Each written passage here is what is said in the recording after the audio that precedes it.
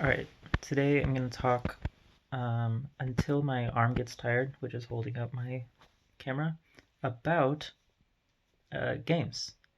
I have so much to say on this topic. I could give probably an hour or two workshop on it, and in fact, I'm trying to develop something bigger around these ideas with a community of friends and collaborators and schemers.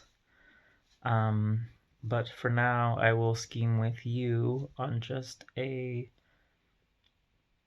observation that I think is fun to riff on and that I think could give you some different perspective on play. I'll start there.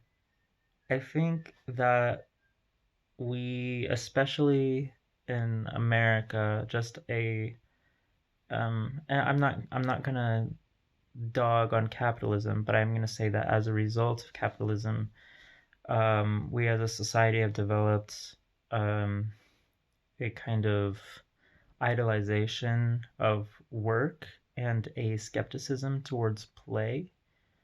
We think that they're separate things. I think many of us have this problem.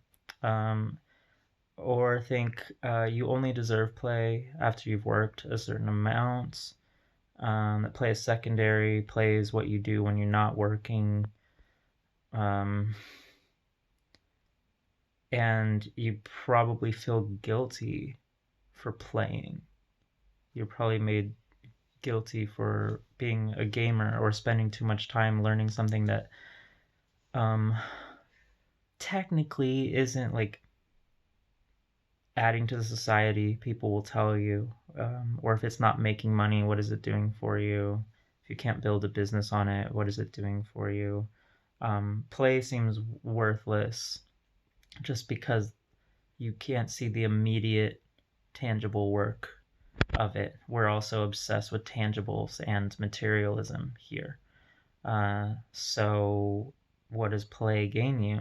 And um, I want to be countercultural in this aspect, in that I believe you can build a life around play. I believe you can work with a playful attitude. And I even believe that if you don't feel like you're playing, that you're probably not living your best life and you're probably not being your best self.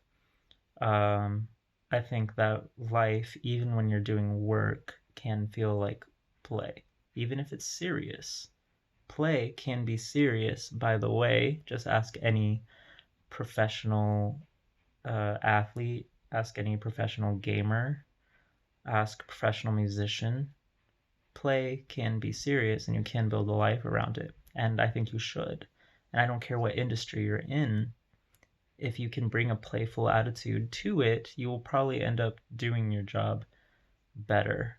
Um, and in fact, I think many of the brightest entrepreneurs, or even the people that are the best businessmen or the best with money, are probably would probably tell you that they understand the mechanics of money and business well enough that they're able to like play with the factors, that it might almost be like a game to them if you prodded their minds enough about it.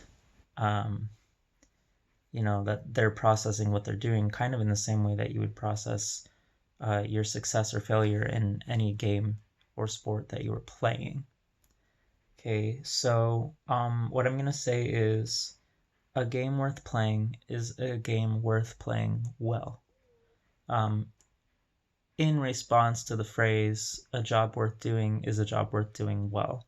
And I'm not going to say it as an antidote, I'm going to say it as a complementary thing. These two ideas need each other. You don't work so that you can go vacation. Vacation's great, it's awesome, we need breaks from things, but we hopefully, in an ideal and progressing society, bring play to our work, especially if that's something you're showing up to every day. You want to live a life that feels like play. So, um, Let's talk about games then, and what do they have to do with our life, and why are games important? Why is play important? Because play teaches us things about the reality of life, about the mechanics of life, even.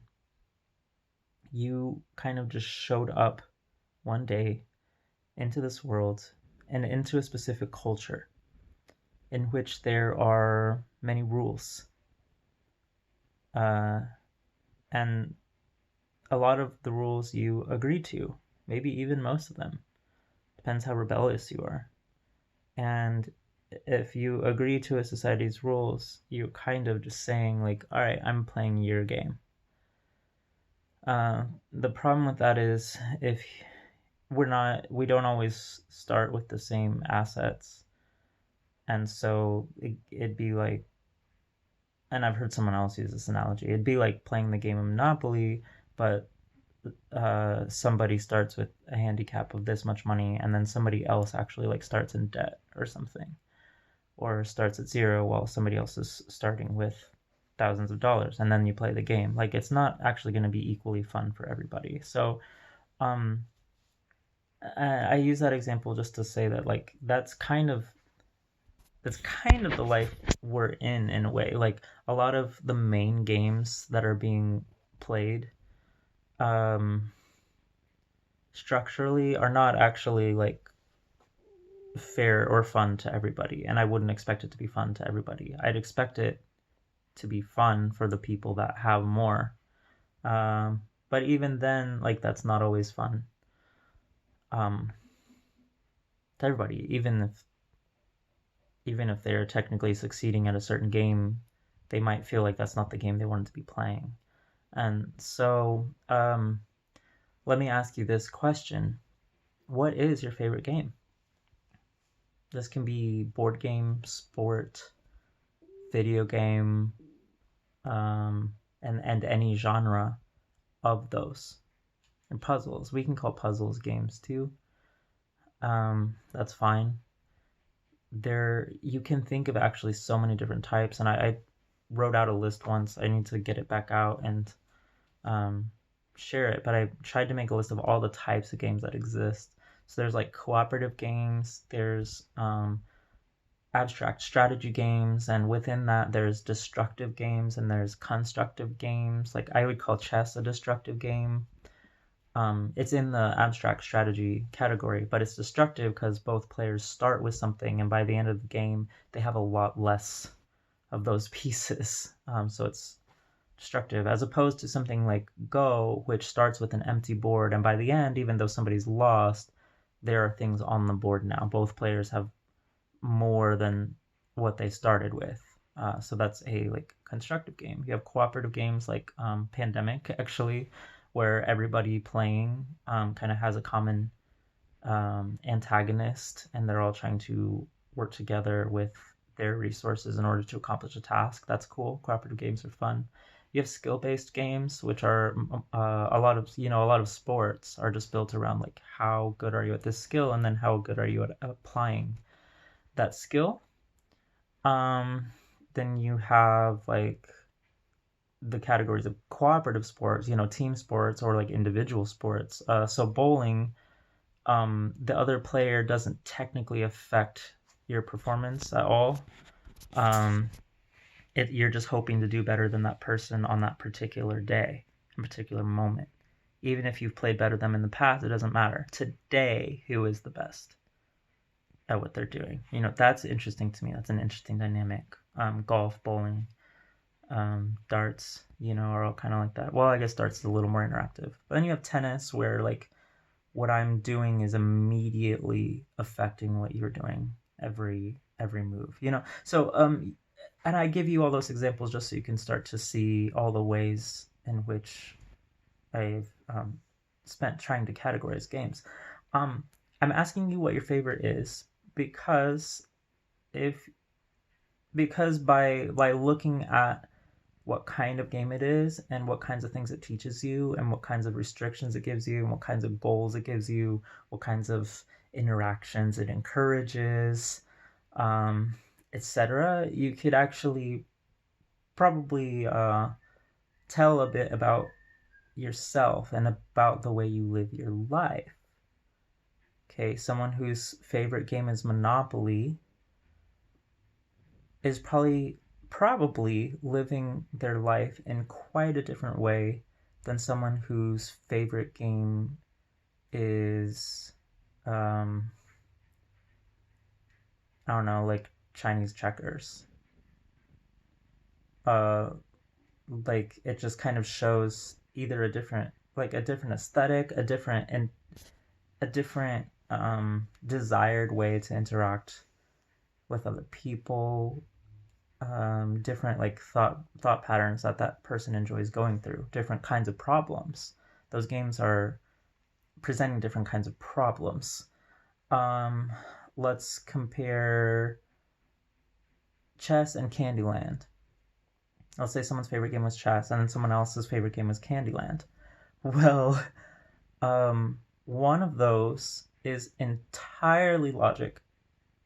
It's entirely based on your decisions versus another person's decisions. Just decisions, okay? So, um, it is whose mind is sharpest and who can outmaneuver the other person, who can be more clever.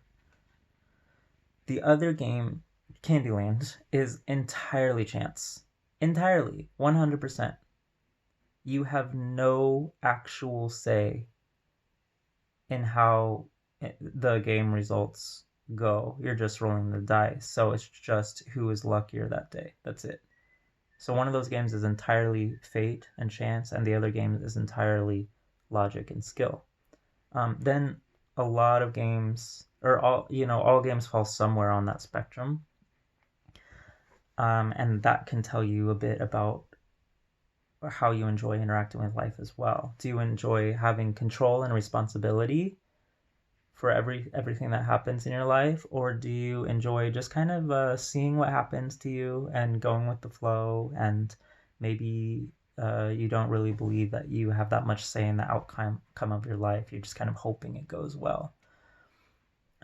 Maybe that's the way you want to interact with life. And I'm not saying these are exact correlations, because for example, you might use game as an escape. Like you live your life this way, and so it's nice to go play this game in order to like think a different way or something. That's absolutely possible. But most likely your favorite game tells you something about the way you engage with your life, most likely.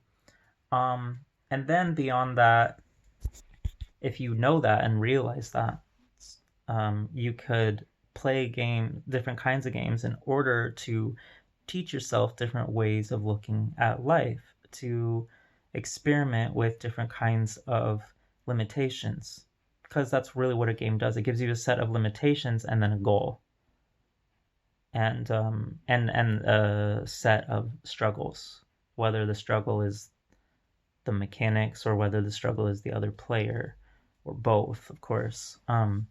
We learn to think in different ways. We learn to problem solve in different ways, or we learn to trust in different ways.